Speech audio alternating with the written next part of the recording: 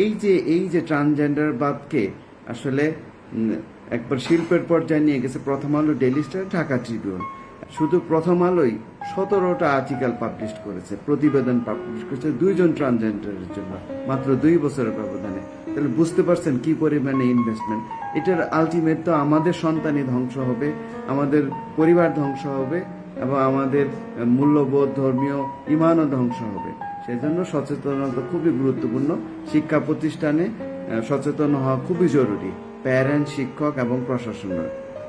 আজকে নিউজগুলোর হেডিংগুলো সব একই রকম, মানে সার্ভার স্যার পোস্ট করছে, আসিফ মাহতাব উৎস স্যার পোস্ট করছে, পাশাপাশি আরও যারা মানে হক্কানি লোক যারা আছে, মানে ডানপন্থী যাদের আমরা চিন্তা করি, তারা সবাই এই বিষয়টা নিয়ে পোস্ট করছে। আর এটা একটা উদ্যোগের বিষয়, মানে এটা আমাদের মধ্যে একটা উদ্বেগ সৃষ্টি করতেছে যে আসলে বর্তমানে হচ্ছেটা কি, মানুষের কি পরিমাণ সাহস হইলে, একটা মানুষের সাহস কি পরিমাণ বাড়লে একটা ওপেন একটা প্ল্যাটফর্মে এরকম হুমকি দিতে পারে, তাও পুরো একটা ব্যানার বানাইছে, মনে হয় কোনো আর্টিস্ট দিয়ে বানাইছে, অথবা তাদের নিজস্ব একটা টিম তো আছে নিশ্চিত, কারণ তাদের এত সাহস হয় নাই যে একজনে এই কাজগুলো করতে পারে, তাদের লিড দেওয়ার মতো একজন আছে। আপনারা বলছিলেন না যে জাতিসংঘের এই বালসাল মানবাধিকার কী করবে না করবে, আসলে দেখেন ওদের কাজটাই হচ্ছে এদেরকে প্রোটেক্ট করা, ওদের পিছনে তো একজন আছে। এখন এই সরকার আসলে আমি বলতে চাই যে বর্তমানে ইন্টারিম এরা আসলে ব্যর্থ, কারণ এরা কোনো কিছু করতে পারতেছে না। এরা চাপতেছে কাদের, চাপতেছে যারা সত্যি কথা বলে, উচিত কথা বলে তাদেরকে চাপতেছে।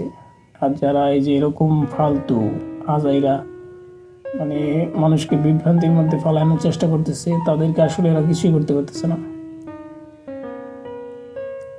দেশের বর্তমান যে পরিস্থিতি, এই পরিস্থিতি যদি আসলে সবসময় চলতে থাকে, তাহলে দেখা যাবে একটা সময় দেশের অনেক বড় ক্ষতি হয়ে গেছে, অথবা নিজেদের মধ্যে গৃহযুদ্ধ বাজার সম্ভাবনা অনেক বেশি।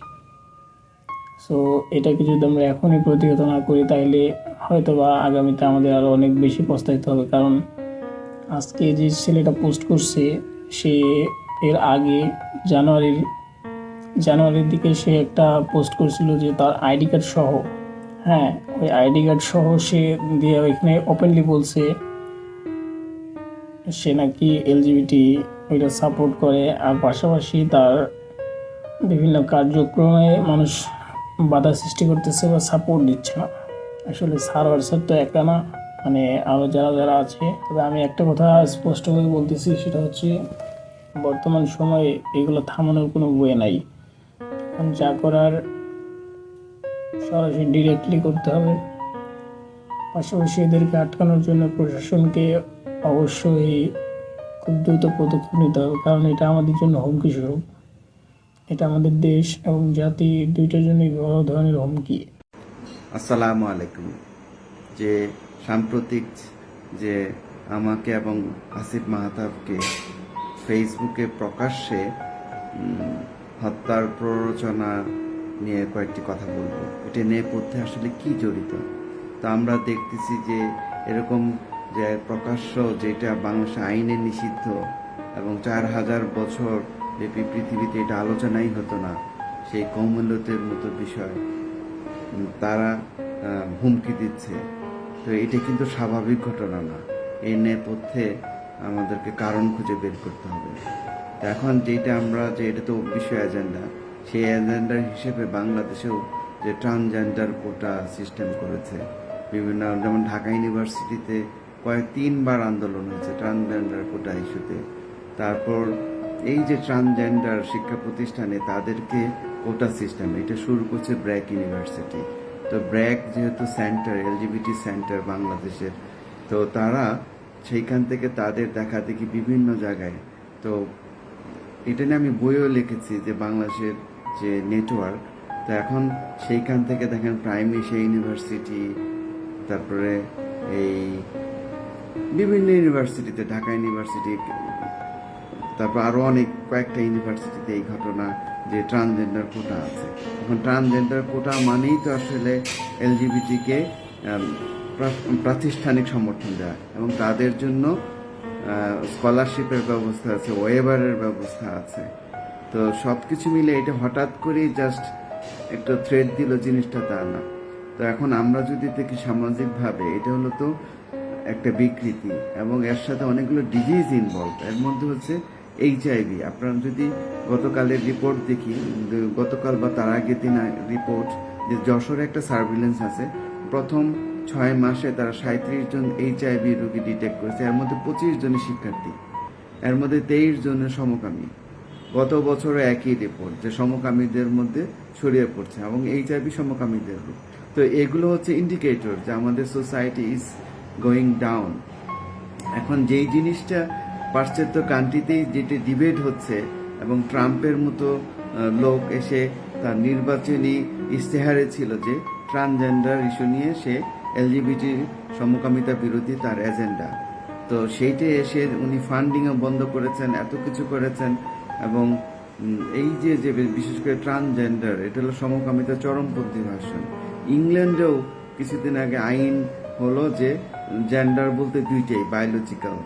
তো তারপর ট্রাম্প ডে ওয়ানেই যে এই করেছে জেন্ডার বলতে দুইটা, মানে এলজিবিটি এগেনস্টে অবস্থান নিয়েছে। যেই জিনিসটা, যেই মানে আইডিওলজি ট্রান্সজেন্ডারবাদ পশ্চিমা ওয়ার্ল্ডে প্যারেন্টসরা শঙ্কিত, আর সেই আইডিওলজি বাংলাদেশের মতো মুসলিম দেশে অবলীলায় অ্যাকসেপ্ট করেছে, এবং এই বিষয় নিয়ে কেউ কথা বলতে পারতো না। তো নর্থ সাউথের ঘটনার পরে যে একজন ট্রান্সজেন্ডার, সে একজন পুরুষ, সে ট্রান্সজেন্ডার নিজেকে নারী দাবি করে, এটা নিয়ে প্রতিবাদ হওয়ার কারণে মানুষ জেনেছে। এবং এই যে এই প্রতিবাদ, তারপরে যে বই পুস্তকে এই ট্রান্সজেন্ডার বাদ ঢুকে গিয়েছিল। তো এটার প্রতিবাদের কারণে আসিফ মাহতাবের চাকরি চলে গিয়েছিল, আমারও চাকরি প্রায় চলে গিয়েছিল। তো এত বড় মানে এটা আমরা অনেকে হয়তো এর গুরুত্বটা বা এর ভয়াবহতা বুঝতে পারছি না। এটা সামাজিকভাবে, পারিবারিকভাবে বিরাট একটা বিষয়, এবং এটাকে শুধু এই কাজে যে ইনভলভ হইতে হতো তা না। এখানে এই মুভমেন্টে হচ্ছে সমর্থন আদায় করা, এবং যারা বলবো যে এটাও তাদের অধিকার, আমরা যেরকম মানুষ তারাও মানুষ, এটা তাদের অধিকার। তো এটা বললে মুসলিম হিসেবে ইমান থাকবে না। এখন সমস্যা হচ্ছে অধিকারের যখন প্রশ্ন আসে, একটা ভুল মেসেজ দেয়। আচ্ছা, মানুষ হিসাবে সবার অধিকারই কিন্তু সমান, কিন্তু তারা চাচ্ছে এক্সট্রা অধিকার, যেটা হচ্ছে পায়ুসঙ্গম অধিকার। এবং এইটা বিভিন্ন শব্দের মার পেয়েছে, বিভিন্ন শব্দ দিয়ে প্যালেটেবল করা হচ্ছে, কিন্তু দিন শেষে এটা পায়ুসঙ্গমবাদ। এটা কি আমরা প্রত্যেকটা প্যারেন্টসকে বলতে চাই যে এটা কি অ্যাকসেপ্টেবল আপনার সন্তানের জন্য? 2, এই যে বিভিন্ন ইউনিভার্সিটিতে ক্যাম্পাসে যে ট্রান্সজেন্ডার কোঠা বিভিন্নভাবে ডিরেক্টলি ইনডিরেক্টলি প্রমোট করা হচ্ছে, এবং বিভিন্ন ইন্টারন্যাশনাল ফান্ডিং এর মাধ্যমে করা হচ্ছে। এই জিনিসগুলো আসলে অবসান হওয়া জরুরি। এই জন্য আমাদের অনেক বেশি সচেতন হইতে হবে, প্যারেন্টসদেরকে, শিক্ষকদেরকে। তো এখন সমস্যা হচ্ছে যে এই জিনিসটা নিয়ে কেউ কথা বলতে চায় না। কথা বলা মানে তার প্রমোশন বা ইমেজের সংকট হবে। এই জন্য দেখেন এত বড় একটা ঘটনা ঘটলো, কোনো মিডিয়া আমাদের কথাটা লাইমলাইটে নিল না। বাংলাদেশের আইন প্রশাসন, যারা পুলিশ, তারাও কোনো কিছু করলো না। আমরা যেটি করেছি এইটুকুই। কিন্তু এই ঘটনা যদি কোনো একটা এলজিবিটিকে উদ্দেশ্য করে হতো, তাহলে সারা ওয়ার্ল্ডে, এবং কি ওয়ার্ল্ড নিউজ হয়ে যেত। বিবিসি বাংলা তো অটোমেটিক চলে আসতো। এই ধরনের বিভিন্ন পত্রপত্রিকা, প্রথম আলো, এবং যে ট্রান্সজেন্ডার অ্যাক্টিভিস্টের দুইজন অ্যাক্টিভিস্ট তৈরি করার জন্য ব্র্যাক, প্রথম আলো, ডেইলি স্টার, ঢাকা ট্রিবিউন অনেক কাজ করেছে। শুধু প্রথম আলোই 17টা আর্টিকেল পাবলিশ করেছে, প্রতিবেদন পাবলিশ করেছে 2 জন ট্রান্সজেন্ডারের জন্য, মাত্র 2 বছরের ব্যবধানে। তাহলে বুঝতে পারছেন কি পরিমাণে ইনভেস্টমেন্ট। এটার আলটিমেট তো আমাদের সন্তানই ধ্বংস হবে, আমাদের পরিবার ধ্বংস হবে, এবং আমাদের মূল্যবোধ, ধর্মীয় ইমানও ধ্বংস হবে। সেজন্য সচেতনতা খুবই গুরুত্বপূর্ণ। শিক্ষা প্রতিষ্ঠানে সচেতন হওয়া খুবই জরুরি, প্যারেন্ট, শিক্ষক এবং প্রশাসনের। তো এই জিনিসটা মিসিং হচ্ছে। এটা কিন্তু গোপনে, প্রত্যক্ষ পরোক্ষ বিভিন্নভাবে কারিকুলামের মাধ্যমে এই জিনিসগুলো পড়ানো হচ্ছে। তো সচেতনতা জরুরি। এই যে ট্রান্সজেন্ডারবাদকে আসলে একবার শিল্পের পর্যায়ে নিয়ে গেছে প্রথম আলো, ডেইলি স্টার, ঢাকা ট্রিবিউন।